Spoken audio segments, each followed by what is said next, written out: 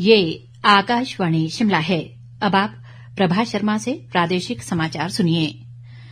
पूर्व प्रधानमंत्री डॉक्टर मनमोहन सिंह का आज नई दिल्ली के निगम बोध घाट पर पूरे राजकीय सम्मान के साथ अंतिम संस्कार किया गया। सिख ग्रंथियों और डॉक्टर मनमोहन सिंह के परिजनों ने अंतिम संस्कार से पहले गुरबानी का पाठ किया।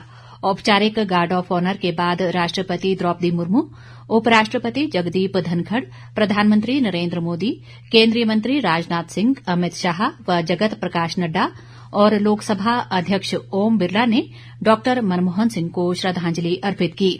इसके अतिरिक्त कांग्रेस अध्यक्ष मल्लिकार्जुन खड़गे, सोनिया गांधी और राहुल गांधी सहित कांग्रेस पार्टी के कई नेताओं ने उन्हें अंतिम विदाई दी।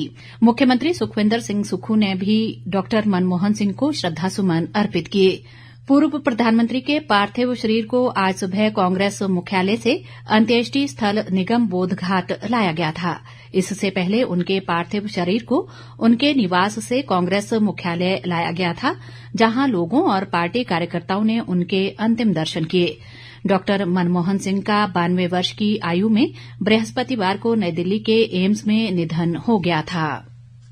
नेता प्रतिपक्ष जयराम ठाकुर ने कहा है कि कुल्लू जिले में प्रस्तावित जलोड़ी जोत सुरंग के निर्माण से क्षेत्र में पर्यटन को नई पहचान मिलेगी और केंद्र सरकार ने इसके निर्माण को मंजूरी देकर एक ऐतिहासिक कदम उठाया है। उन्होंने कहा कि जलोड़ी जोत सुरंग के बनने से बंजार और आनी क्षेत्र वर्ष भर आपस में जुड़े रहेंगे और इलाके के लाखों लोग इससे लाभान्वित होंगे। जयराम ठाकुर ने कहा कि इस सुरंग की लंबाई लगभग 4 किलोमीटर होगी और इस पर 1000 करोड़ रुपए की धनराशि खर्च होगी।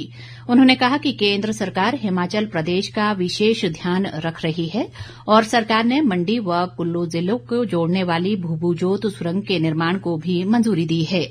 जयराम ठाकुर ने इसके लिए प्रधानमंत्री नरेंद्र मोदी, गृह मंत्री अमित शाह, सड़क परिवहन मंत्री नितिन गडकरी और भाजपा के राष्ट्रीय अध्यक्ष जगत प्रकाश नड्डा का आभार जताया है।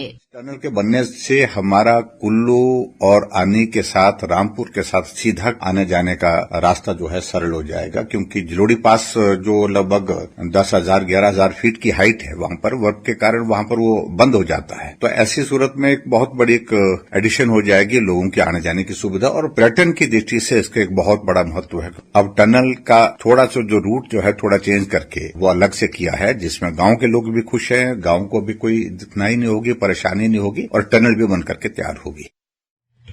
प्रधानमंत्री नरेंद्र मोदी कल सुबह 11 बजे आकाशवाणी पर मन की बात कार्यक्रम में देश विदेश के लोगों के साथ अपने विचार साझा करेंगे।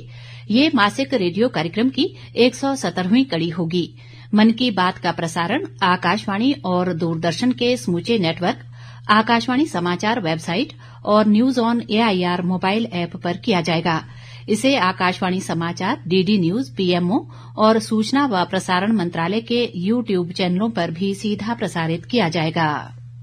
प्रदेश के जनजातीय व ऊपरी क्षेत्रों में पिछले 24 घंटों में रुक रुक कर बर्फबारी का क्रम जारी है।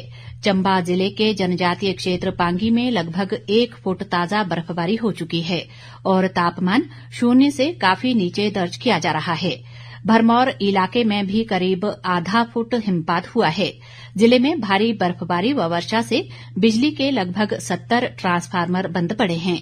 लाहौल स्पीति जिले के ऊपरी क्षेत्रों में भी 1 से 4 फुट तक बर्फबारी हुई है। किन्नौर जिले के छितकुल और अन्य स्थानों पर भी 1 फुट से अधिक हिमपात हो चुका है। मनाली की ऊपरी चोटियों पर भी ताजा बर्फबारी हो रही है। शिमला जिले के डोडराक्वार, चांशल और अन्य चोटियों पर ताजा हिमपात हो रहा है। शिमला स्थित मौसम विज्ञान केंद्र के वैज्ञानिक शोभित कटियार ने बताया कि कल सुबह तक प्रदेश के ऊपरी क्षेत्रों में बर्फबारी और अन्य भागों में वर्षा का क्रम जारी रहने की संभावना है।